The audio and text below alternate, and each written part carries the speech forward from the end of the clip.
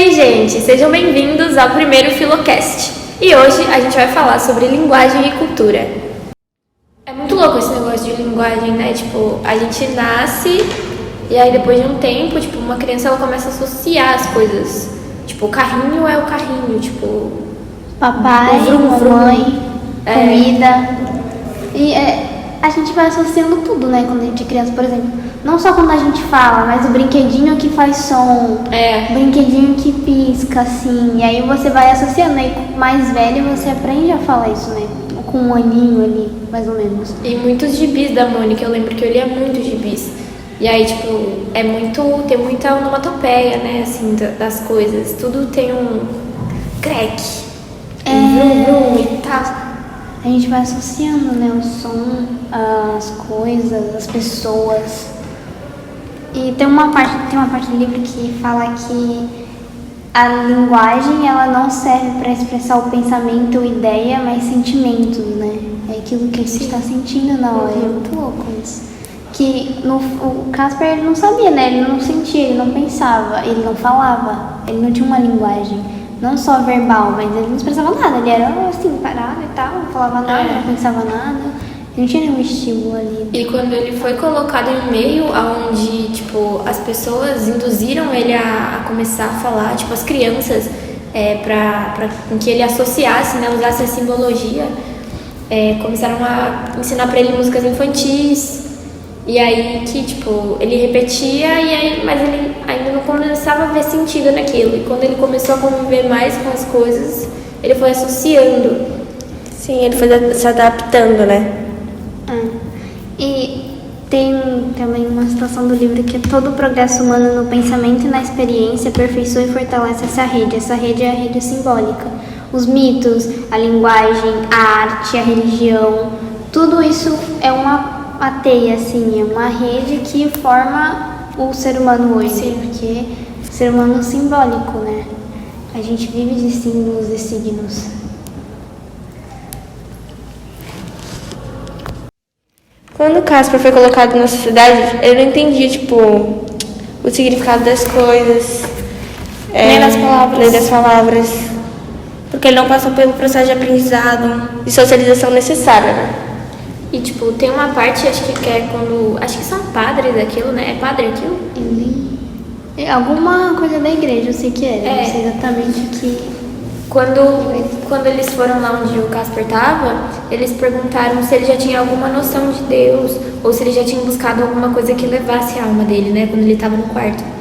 E aí o Casper disse que, tipo, ele não entendia essa pergunta, não fazia sentido pra ele. Porque no cativeiro ele não pensava em nada. E a gente pode voltar àquela associação da simbologia. Que, tipo, ele não pensava em nada porque ele não conseguia associar nada. Ele não tinha os valores simbólicos na mente.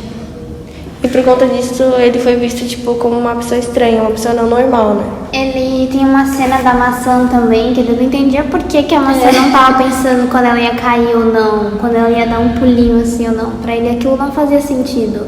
Não tinha essa parte realmente que pra gente é simbólico, né? Ele não entendia o porquê. Tem uma parte que eu achei muito legal e não saiu da minha cabeça. Que quando ele aprendeu realmente, tipo, a ler, a escrever e tal, ele relatou que ele começou a sonhar.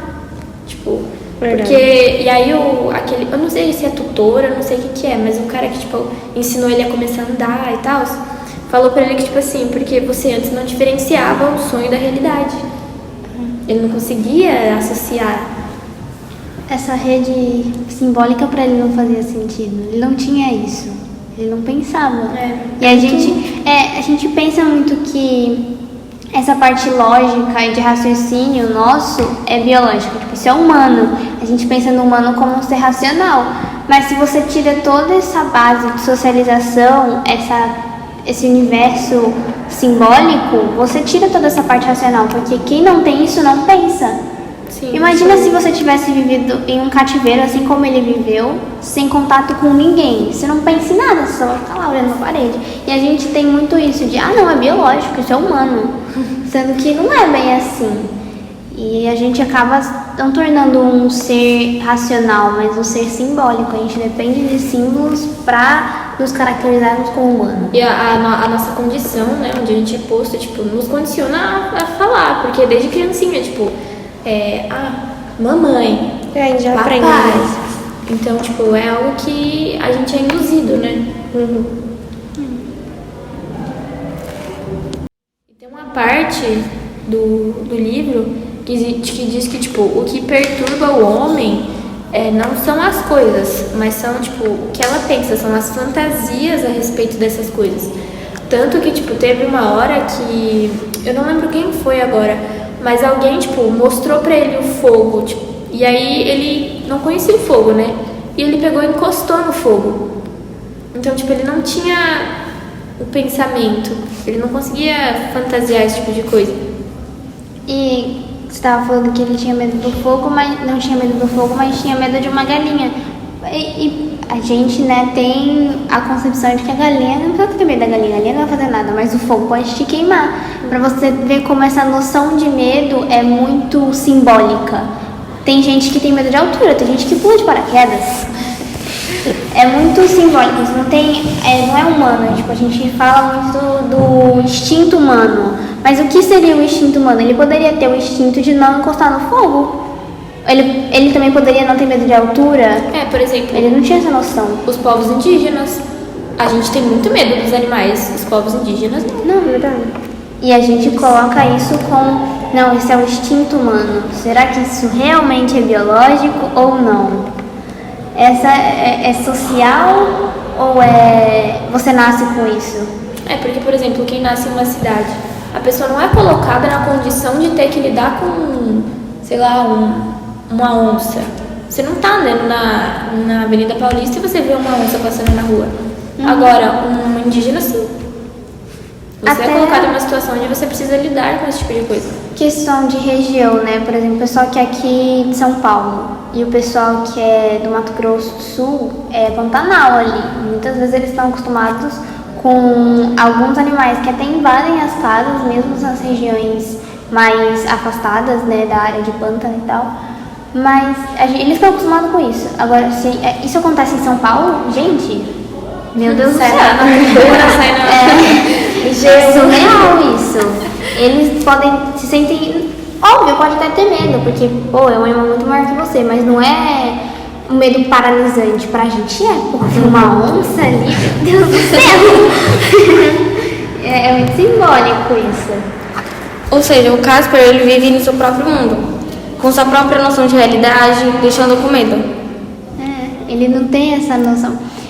É exatamente isso, né? Ele era isolado e ele foi inserido em uma sociedade com valores, né? Mais sociedade da época, né? Que tinham mais valores ainda, era uma sociedade muito mais rígida e que todo mundo tinha que seguir o mesmo padrão. Não tinha alguém que era diferente. E quando uma pessoa era diferente, era como até mesmo no filme, né? Ele era o quê? Um espetáculo. Apresentavam ele para as pessoas só porque ele era diferente. Mas o que seria ser diferente? No final do filme, eles fazem a autópsia e percebem que dizem, né, que ele tem algumas anomalias e tal. E aí eles colocam, então ele é assim porque ele tem essa anomalia, viu, gente? Justificativa biológica. É uma justificativa biológica, enquanto pode não ser biológica. O léxico, ele diferencia isso, diferencia a biologia do pensamento biológico. A biologia ela é baseada em fatos, em experimentos e pensamentos empíricos, pensamentos empíricos atuais. O pensamento biológico não a vida é uma realidade final e dependente de si mesma. Ela não pode ser descrita nem explicada em termos de física ou química. Não é uma coisa, não, o seu cérebro, você vai ter medo porque o seu cérebro funciona assim. Não, você vai ter medo porque você teve uma experiência com aquilo e aí você desenvolveu um medo. Tem gente que tem pânico de umas coisas assim muito aleatórias porque tiveram um trauma relacionado a isso. Os traumas funcionam assim, né? É baseada na sua experiência, na vida que você teve. E aí quando alguém não sente medo, não tem essa noção, ela é vista como diferente. É estranho. Como uma pessoa não normal, né, gente? Até uma pessoa O que é ser normal, né, gente? Até uma pessoa que tem um trauma, assim, de uma coisa muito aleatória, ela é vista como estranha. Tu é estranho? Por que tu tem medo disso? Mas foi uma experiência que ela teve. Muitas vezes na infância a gente cresce desenvolvendo traumas porque a gente teve uma infância problemática. Sim. E a psicologia estuda muito isso, né? Se você vê os vídeos e tal do pessoal que estuda psicologia, eles falam que muitas das coisas que você tem hoje, muitos dos pensamentos que você tem hoje, são porque na sua infância aconteceu isso, isso e isso. Porque você teve pais assim, assim, assado. E é muito louco isso, quando você parar pra reparar isso. E isso, tipo, molda um pouco, né, a nossa forma de viver, a nossa forma de enxergar as coisas, como a gente vai associar as coisas. Muitas pessoas associam o amor de uma forma abusiva, porque elas aprenderam assim, porque foi o convívio delas assim. Esse negócio de sentimento também, a gente coloca muito como, é humano, mas se a pessoa vive como o Casper não tinha sentimento por ninguém. Sim. Ele não entendia o que era isso. Pra ele não fazia sentido isso. Porque ele vivia isolado, ele não tinha essa construção social dentro dele. Ele não sabia o que é amar, o que é ter medo, o que é estar feliz, o que é estar triste. Como você disse, ele não sonhava. Quando você sonha, você também sente aquilo. E pra ele aquilo não fazia sentido. Sim. A religião é um sentimento e pra ele não fazia sentido. Tanto é que, nossa, ele era muito julgado por não acreditar em Deus, né? Mas é óbvio que pra ele não ia fazer sentido. Como uma coisa que ele não vê ia fazer sentido na cabeça dele, sendo que ele não tinha aquele signo dentro dele, aquele símbolo dentro dele. É internalizado isso.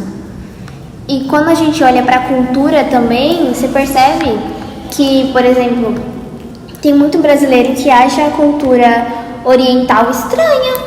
Mas por que é estranho? Porque é diferente da dele. É diferente. Até os valores, né? Os nossos valores são muito diferentes deles, né? E acaba sendo uma construção social, né? Quando a pessoa cresce em um lugar diferente, ela vai ter X pensamento. Se ela crescer em outro lugar, ela vai ter outro pensamento. Não é nosso, a gente não nasce assim. E aí, quando a gente viaja para outro país, a gente se adapta àquela cultura, aqueles hábitos, costumes, né? E é o que acontece com o Casper. Tipo, quando ele é colocado na sociedade, ele meio que aprende e se adapta e aprende as coisas, né? De acordo com aquela sociedade. Então, cada cultura é diferente, as pessoas são diferentes, tudo é diferente. A gente nunca será igual ou normais ao determinado padrão.